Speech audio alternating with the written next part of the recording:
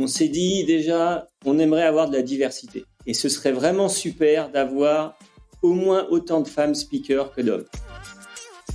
Cette année, l'efficience nous semblait presque tomber sous le sens vu l'actualité financière, l'actualité de la tech, l'actualité internationale. Vouloir trouver des gens qui vont venir nous parler de leurs plus gros échecs, leurs plus grosses difficultés, parce qu'on est vraiment dans cet esprit chez TechRox de manière générale. Le no bullshit, c'est ce qu'on recherche. C'était vraiment très agréable d'être dans votre tribu. On a toujours eu énormément de bienveillance. Bonjour à tous, je suis Philippe Ansarguet, VP Software Engineering chez Orange. Mais aujourd'hui, c'est en tant que membre de l'équipe contenu de TechRox que je me présente à vous. Je suis ravi d'être avec vous pour ce podcast TechRox dans lequel j'ai le plaisir d'accueillir Marie Krapp. Bonjour. Et Didier Girard. Bonjour. Qui préside cette année le TechRox Summit 2023 qui se tiendra pendant 2 jours, les 7 et 8 décembre prochains, au Comet Meeting Bourse à Paris. Ce sera la 7e édition qui se tiendra en mode hybride et qui va accueillir plus de 500 personnes sur des profils de CTO, VP et Head of Technology. C'est pour nous un moment très important car il est fédérateur de notre communauté, un moment d'inspiration et de réflexion, une parfaite opportunité pour réseauter et aller à la rencontre de nouveaux contacts pour renforcer nos pratiques et apprendre ensemble. Commençons tout d'abord par aller à la rencontre de Marie et de Didier et de comprendre qui ils sont. Marie, si tu veux bien, commençons par toi. Peux-tu nous partager qui tu es, ton parcours et globalement ce qui t'anime et te fait lever le matin ? Bonjour à tous. Moi, j'ai rejoint la communauté TechRox il y a déjà pas mal d'années et j'évolue au fil des saisons. Aujourd'hui, je suis directrice data de Choose, une startup de vente événementielle. Et ce qui m'anime, il y a pas mal de choses qui m'animent, notamment au réveil, c'est surtout ma petite puce de 1 an.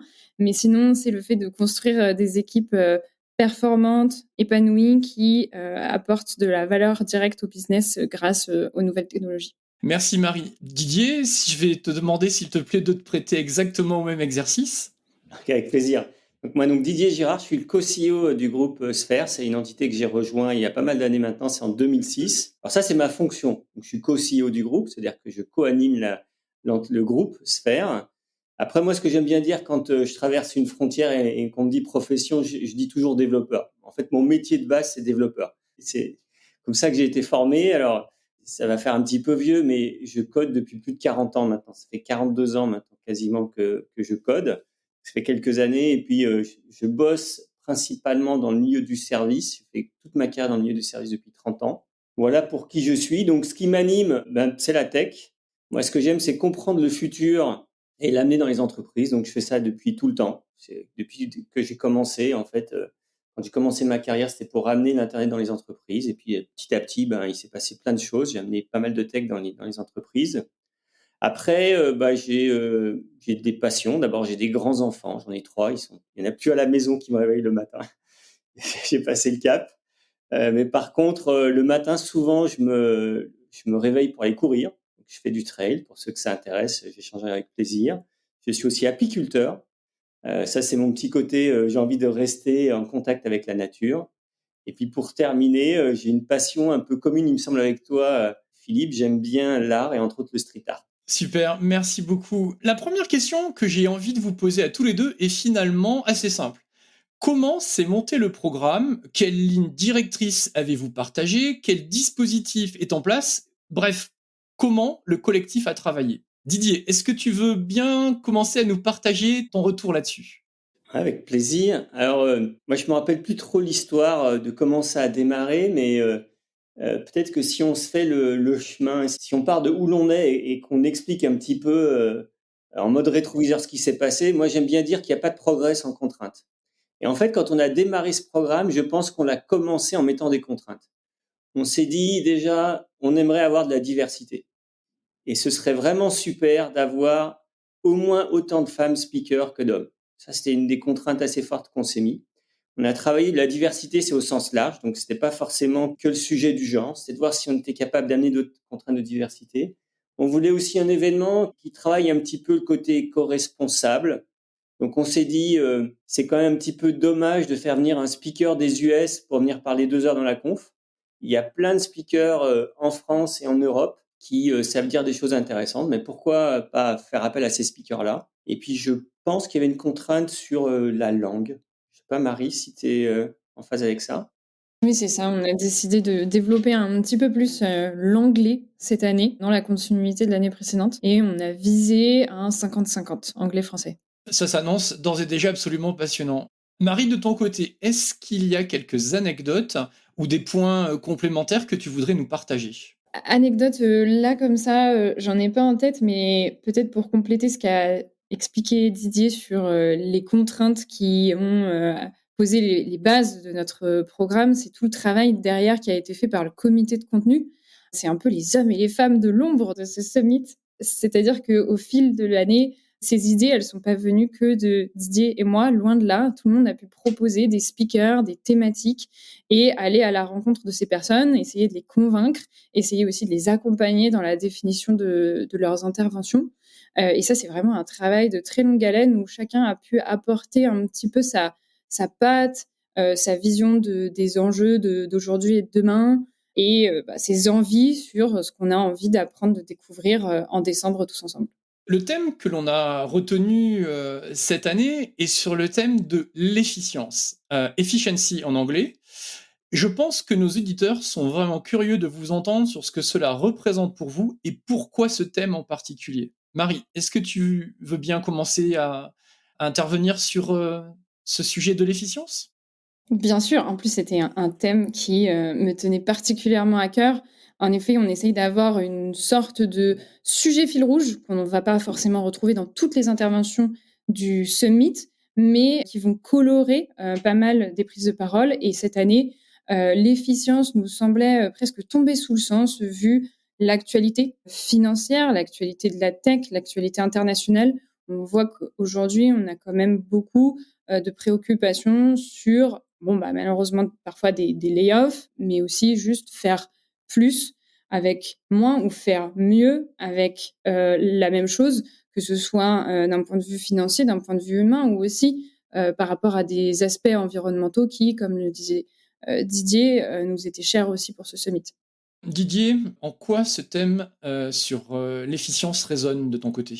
Ouais, bah, je suis assez en phase avec Marie, hein. Il y avait, quand on a lancé le truc, c'est vrai que en fait, l'économie était en train de s'arrêter du point dans l'écosystème numérique. On sentait qu'il y avait beaucoup moins d'argent qui était injecté dans les entreprises et on s'est dit, quand on parle de ça, on commence à travailler sur le programme et le thème principal, c'est en janvier, hein. Donc il y a quand même pas mal de temps et on se dit, bah, ce serait vraiment intéressant, finalement d'arriver avec des bonnes pratiques qui permettent à tout l'écosystème de faire plus avec moins. C'est un peu ça l'idée et puis c'est aussi, par rapport à nos contraintes qu'on s'était fixées, entre autres des co-responsabilités, bah, quelque part l'efficience, c'est bien dans le thème et puis j'ai envie de dire, finalement, on s'est aperçu en travaillant que c'était vraiment opportun parce que, mine de rien, il y a l'arrivée de quelque chose qui est, très important qui s'appelle l'IA générative. Ça va être, sans doute c'est un des thèmes importants qui va être traité et c'est vrai que, bah, par exemple, l'IA générative, ben, on sait tous que c'est un très bel outil pour augmenter l'efficacité de tout un chacun. Donc, quand on l'avait imaginé ce thème en janvier, on mettait pas forcément l'IA générative, au cœur de l'efficience. C'était plutôt encore, un sujet de surprise à ce moment-là quand on le voyait arriver et on s'est aperçu au fil des mois que c'était finalement, quelque chose d'assez porteur pour l'efficience aussi. Très bien. Merci Didier. Autre thème que j'ai envie d'explorer avec vous, je pense qu'il n'y a pas de bons événements tech sans de bons intervenants ou intervenantes. Du coup, comment s'est passé leur recrutement? Avez-vous des anecdotes à nous partager, des coups de cœur? Didier. Comme l'a dit Marie, hein, c'est ce qui s'est passé, et le résultat de cette conférence. En fait, nous, avec Marie, on porte une partie de ce qui va se passer, mais finalement, c'est tout un comité de contenu et qui a travaillé dessus. Et donc ça, c'est vraiment intéressant. Et ce qui était très agréable, c'est le côté ambition. C'est-à-dire que quand on a commencé, on s'est dit, on retire toutes les barrières, on se fixe pas de limites dans qui on peut accueillir dans cet événement. On est ambitieux et quelque part, bah, du coup, on va aller essayer de faire venir des speakers incroyables. À partir du moment où on retire cette barrière, de se dire, bah, on retire une espèce de plafond qu'on peut se fixer sur les speakers qu'on peut attirer. Si on retire ce plafond, et ben de ce fait, il y a énormément de choses qui s'ouvrent.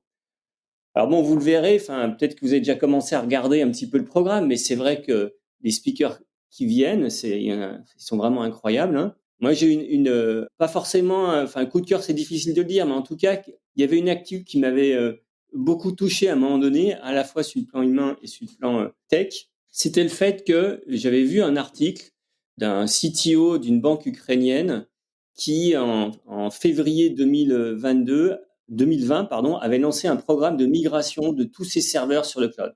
À cause de la guerre, il devait sortir toute son infrastructure informatique des data centers physiques pour les envoyer dans le cloud. Et donc, ils ont lancé le projet et au bout de 2 à 3 mois, ils avaient migré tous leurs serveurs sur une infrastructure cloud. Et je me disais, mais franchement, c'est une très belle expérience, quoi. Et je me disais, mais est-ce qu'on est capable de faire venir ce speaker ukrainien à TechRock? Ce serait vraiment top. Et donc, voilà, qu'est-ce qu'on a fait? On a contacté en mode chat par LinkedIn et finalement, le gars était emballé par ce qu'on lui proposait et il va venir parler. Donc voilà, on retrouve à la fois le côté on est très ambitieux et puis des sujets aussi très ambitieux du point de vue de ce que les gens vont présenter. Très bien. Merci beaucoup, Didier. Marie, de ton côté? Il y a évidemment beaucoup de choses à dire parce que c'est quasi 1 an de travail. Mais parmi les moments que je retiens, il y a ceux vraiment de brainstorming sur une thématique en particulier.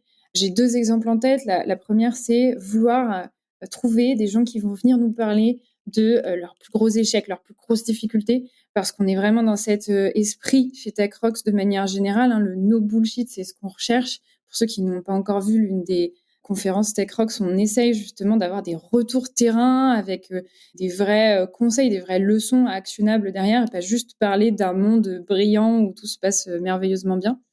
Et donc, c'était un bon exercice de travailler collectivement à dire comment on va trouver ces personnes-là et ces retours d'expérience-là. Le deuxième moment qui m'a marqué, c'est la recherche d'un intervenant plus sur le côté inspiration. À chaque édition, on cherche à avoir quelqu'un qui n'est pas du tout du domaine de la tech et qui va venir nous sortir un petit peu de notre bulle tout en faisant quand même des ponts avec son domaine. Dans les éditions précédentes, on a eu des acteurs du sport, je pense au rugby. On a eu une personne exceptionnelle du GIGN. Et cette année, c'était vraiment un super moment où tout le monde a donné des idées franchement extra. Comme dit Didier, avec un super niveau d'ambition sur qui pouvait venir nous inspirer. Et puis cette personne, finalement, c'est Sophie Lavaux, une sportive comme on en fait peu, même si Didier est un très très très grand sportif lui-même. Je lui arrive pas à la cheville. Hein. Alpiniste, himalayiste, Didier en parlerait sûrement mieux que moi, mais en tout cas, ça fait partie des talks que j'ai peut-être le plus hâte d'entendre sur les ponts qu'elle fera entre ce dépassement de soi dans ce type d'aventure sportive et nos métiers, nos quotidiens de leader tech. Merci pour ces inspirations-là. Moi, il y a une question que j'avais vraiment très très envie de vous poser. Je suis curieux de comprendre ce que cela vous a finalement apporté d'être présidente et président d'une conférence tech majeure de la scène française. C'était un défi, c'est un accomplissement, une volonté de fédérer. Marie, je serais ravie de t'entendre là-dessus. Beaucoup de stress. J'ai rapidement partagé cette anecdote, mais en janvier, je me suis connectée sur le Meet du comité de contenu avec mon petit bébé de 3 mois dans les bras. Et le plan de dire, bon, je rends ma place, je peux plus participer à ce comité, j'ai pas le temps. Et j'ai eu la surprise qu'on me propose la coprésidence avec Didier, que j'ai finalement accepté. Donc, qu'est-ce que ça m'a apporté? Ça m'a apporté beaucoup de choses. Mais en premier, déjà une claque, hein, une bonne claque. À titre très personnel, ça m'a aidé, je pense, à me remettre en selle après cette merveilleuse aventure de la grossesse et de la naissance. C'est des très, très, très belles rencontres. En l'occurrence, les 2 plus belles sont dans ce podcast. Didier, je pouvais pas imaginer meilleur coprésident, et Philippe a apporté une énergie juste exceptionnelle et responsable d'une partie non négligeable du programme de décembre. Et puis, oui, je le disais en tout premier, un peu de stress quand même, voilà, à l'approche de la date fatidique. J'ai vraiment hâte de voir ce que tout ça va donner et j'espère de tout cœur que tous les participants vont y trouver beaucoup d'inspiration, d'idées à mettre en place dans leurs propres organisations. Super, merci beaucoup Marie. Didier, pour toi? Déjà, je partage ce qu'a dit Marie et j'ai envie de dire, c'était même pour moi un honneur de bosser avec Marie sur ce sujet. Franchement, énormément de plaisir de faire ça avec toi. On se connaissait un petit peu quand même avant, mais pas tant que ça. Et c'est vrai que, enfin voilà, co-présider aussi, ça me faisait plaisir en fait. D'avoir cette notion de binôme, pour moi, je trouve que c'est tellement plus riche que d'être en monôme sur une fonction comme ça. C'est aussi, j'ai découvert cette manière de co-diriger des sujets avec le groupe Sphère, puisque je le co-dirige. On est deux pour diriger l'entreprise. Et je voyais tout le côté complémentarité. Et en fait, ça retire le stress, en fait. Tu dis, Marie, que ça met du stress. Moi, je dis que ça retire le stress et ça nous laisse la pression. C'est-à-dire que le fait d'affronter les sujets à deux, ben, quelque part, on reste bien évidemment sous pression, mais on n'a pas ce côté un petit peu inhibant qu'il peut y avoir dans le stress. Au contraire, et je trouve que en bossant tous les deux, ben, on s'est challengé, on a avancé, on s'est complété aussi parce qu'on ne fonctionne pas pareil. Et puis finalement, c'était assez riche. Donc moi, l'expérience, franchement, je l'ai adorée, je la recommande à tout le monde. Hein. Enfin, de vivre ça, c'est vraiment super. Et puis ça, comme tu disais, Marie, ça permet de rencontrer plein de gens de manière aussi beaucoup plus intime, j'ai envie de dire. Et à nouveau, Philippe, on se connaissait pas beaucoup avant le début de cette année. Hein. Et grâce à ta participation à ce comité de contenu, à l'énergie que tu as mis, et puis je pense que du fait aussi que avec Marie, on co-préside, bah, ça nous a permis aussi de mieux nous connaître. Et j'ai aussi beaucoup apprécié ce moment. Et voilà, franchement, j'ai envie de dire, c'est du plaisir. Voilà, du plaisir. Très bien. En tout cas, moi, ce que je peux dire, c'est que je pense que je peux parler au nom du comité du contenu. Voilà, je pense qu'on était vraiment très très fiers et c'était vraiment très agréable d'être dans votre tribu. On a toujours eu énormément de bienveillance, d'inclusivité, de vigilance, de toujours respecter chacun, l'esprit du summit, voilà, la diversité, l'inclusivité, les différents horizons en termes de profil. C'était un vrai plaisir d'être dans cette aventure. Le Summit TechRox se déroulera donc les 7 et 8 décembre prochains, au même endroit que le Summit 2022, un endroit qui était vraiment absolument parfait pour la rencontre et pour l'échange. Didier, est-ce que tu pourrais nous partager pour toi qu'est-ce que cet événement peut ou va apporter finalement aux personnes qui vont nous rejoindre pour ces 2 jours? Je vais plutôt m'adresser aux gens qui sont jamais venus au Summit. Parce que quelque part, je pense que les gens qui sont déjà venus au Summit, ils vont pas être étonnés par ce que je vais te dire. Donc moi, je dirais qu'il y a deux axes. Le premier axe, bien évidemment, on vient à une conférence pour apprendre. On va apprendre des choses et ça, c'est ce qui nous motive à nous déplacer. Et c'est pour ça qu'on travaille sur le fait d'avoir un agenda de très grande qualité avec des grands speakers, énormément de qualité. Hein, on demande à ce que tout le monde s'entraîne avant de venir sur scène. L'idée, c'est que quand un speaker arrive sur scène face aux gens du TechRock Summit, ils vivent déjà, rien qu'à travers ça, une expérience qui est exceptionnelle. Mais en fait, c'est pas que ça pour moi. Et ce que je retiens parce que j'essaye de me remémorer ce que j'ai vécu la première fois que je suis arrivé à ce TechRock Summit, c'était il y a je ne sais pas si j'étais au premier, mais il me semble bien que je les ai tous faits. En tout cas, c'est vrai, c'était vraiment une claque au sens de l'échange, en fait. C'est-à-dire, bien évidemment, il y a des speakers incroyables, mais là, quelque part, j'ai envie de dire, je pourrais très bien consommer du contenu sur Internet et quelque part avoir quasiment le même, j'ai envie de dire. Mais le summit, c'est pas ça. Le summit, il est pensé pour que les tech leaders aient des moments d'échange. Et c'est vrai que c'est vraiment un moment incroyable où tout le monde est là, tout le monde est accessible, tout le monde est disponible pour échanger. Et du coup, bah je repars toujours avec une énorme énergie, plein de nouvelles idées, des envies de tenter des choses, de faire des choses. Et donc, voilà, faut le voir, l'apport sur ces deux axes-là. Je suis hyper alignée avec tout ce que vient de dire Didier, évidemment. Moi, je vois vraiment la conférence Tech Rocks comme une bulle, en fait. Un moment où on est à la fois, on peut prendre du recul par rapport à son activité de tous les jours, se poser des questions qu'on ne se pose pas le reste de la semaine. Et puis, un moment où on prend un gros shot d'inspiration, de motivation. Et d'ailleurs, de ce point de vue-là, personnellement, j'aime beaucoup le timing, le fait que ce soit en décembre. Ça permet derrière, jusqu'à Noël, de cogiter un petit peu tout ce qu'on a absorbé pendant ces 2 journées et potentiellement d'arriver en janvier en intégrant des nouvelles pratiques, des nouvelles idées dans les roadmaps, enfin voilà, dans le boom de la rentrée post-Noël. Nous arrivons à la fin de notre podcast. Didier, est-ce que tu aurais une dernière chose que tu souhaiterais partager avec nos auditeurs? Alors bon, je vais déjà dire en mode teasing, hein. Alors un truc un peu punch, j'ai envie de dire, enfin, à nouveau, c'est l'ambition et c'est l'ambition que je souhaite. C'est pour moi le futur de la tech en France, il se discute au Tech Rock Summit. Ça claque, ça claque. Franchement, c'est top, Didier. Merci. Merci beaucoup. Marie, pour toi?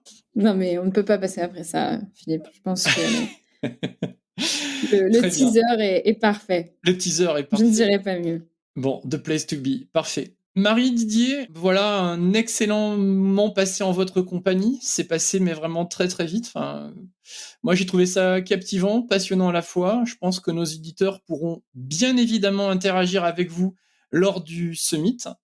Merci beaucoup à vous deux. Puisque tu es dans les merci, je voulais absolument remercier Marie. Franchement, Oula, j'ai passé, non, mais je te le dis, j'ai passé un super moment. Je pense qu'on a monté un super summit. Je voulais aussi te remercier, Philippe, parce que quelque part, tu as été, et j'en profite pour te dire, tu as été un acteur très important. Et puis aussi, c'est ce qu'on disait au début, Marie, tu l'as très bien dit, le résultat du summit, c'est le résultat d'un comité de contenu, donc il faut les remercier, mais aussi d'une communauté. C'est pas, quelque part, on est les représentants en tant que coprésident d'une communauté. Et voilà, je voulais remercier un petit peu tout le monde. tout à fait. C'est un travail collectif et en effet, encore un grand merci, Philippe, pour ta participation qui se poursuit jusqu'à là maintenant. Et Didier, je te retourne les remerciements chaleureux. Plaisir partagé.